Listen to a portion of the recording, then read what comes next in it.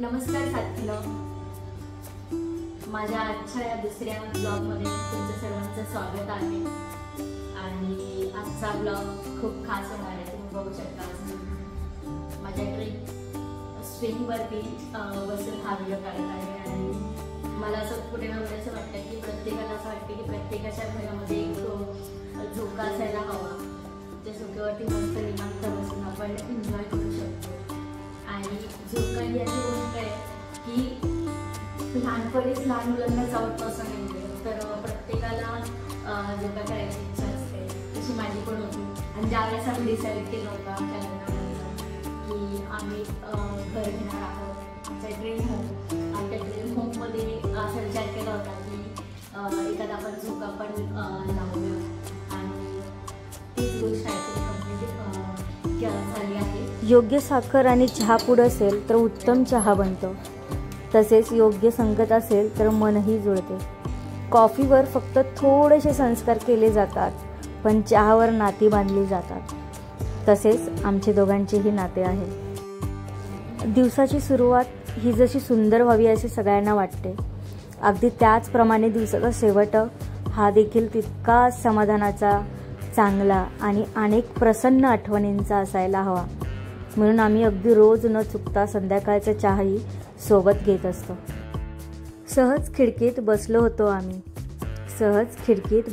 आम्ही. बघत होतो क्षितिजाकडे. अंधारात होत्या वाटा अन पक्षी होते निघाले घरट्याकडे. लव्ह मॅरेजमध्ये गंमत अशी असते साथीनो, एकमेकांना खूप जास्त समजून घेतलं जातं, प्रेम केलं जातं आणि कामातही तेवढ्याच आपुलकीने साथ दिली जाते. आपण जन्माला आल्यापासून पाळणा आपल्या आयुष्याशी जोडला गेला आहे. गावाला हाऊस म्हणून झाडाला झोपाळा बांधला जातो, तेव्हा त्या घनगर्द झाडांच्या सावलीत घेतलेला झोका वेगळीच ऊर्जा देतो. वाऱ्याच्या झुळलीबरोबर घेतलेला उंच झोका अवकाशात तरंगत असल्याची अनुभूती देतो. पूर्वी गावाच्या घरातल्या झोपाळ्यावर एका वेळी 5-6 जणांना बसायची सोय होती. पण आता शहरात विभक्त कुटुंब पद्धतीत 1 किंवा 2 बसू शकतील असा झोपाळा लावलेला असतो. मग ह्या झोपाळ्यावर बसून जुनी हिंदी किंवा मराठी गाणी ऐकून मन शांत होतं. तसेच पुस्तके वाचायलाही वेगळीच मजा येते.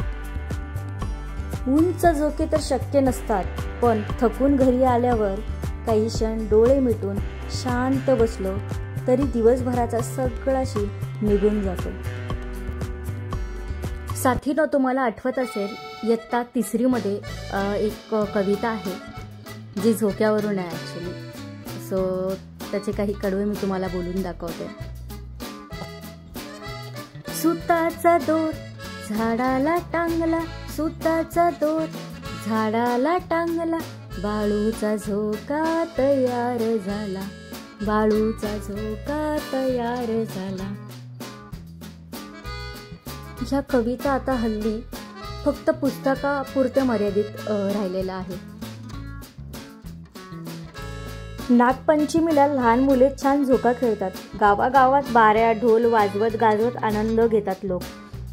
पोळ्याचाही आनंद वेगळाच.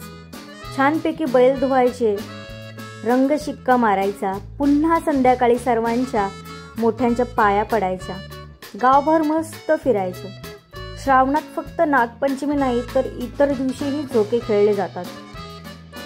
हल्ली झोका आपल्याला फक्त जत्रेत, फेस्टिवलमध्ये बघायला मिळतात, तेही मोठमोठे आकाश पाळण्यासारखे झोके, जे बघायला खूप सुंदर वाटतात, परंतु तेवढेच ते घातक असतात, रिस्की असतात.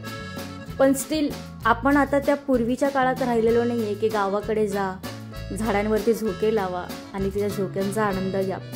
सो आजही आपण अशाच जत्रेत जातो आणि आकाश पाळण्यासारख्या झोक्यामध्ये बसून आनंद घेत असतो. काही ठिकाणी घरोघरी सुद्धा आता झोके लावून घेत आहेत, इन्स्टॉल करत आहेत. सो हा जो आनंद आहे तो वेगळाच आहे, तुम्ही सुद्धा तो घ्यायला हवा. धन्यवाद साथीनो व्हिडिओ शेवटपर्यंत पाहिल्याबद्दल. आणि हा जर व्हिडिओ तुम्हाला आवडला असेल तर नक्की सबस्क्राईब करा, कमेंट्स करा, लाईक करा आणि शेअरसुद्धा करायला विसरू नका. थँक्यू.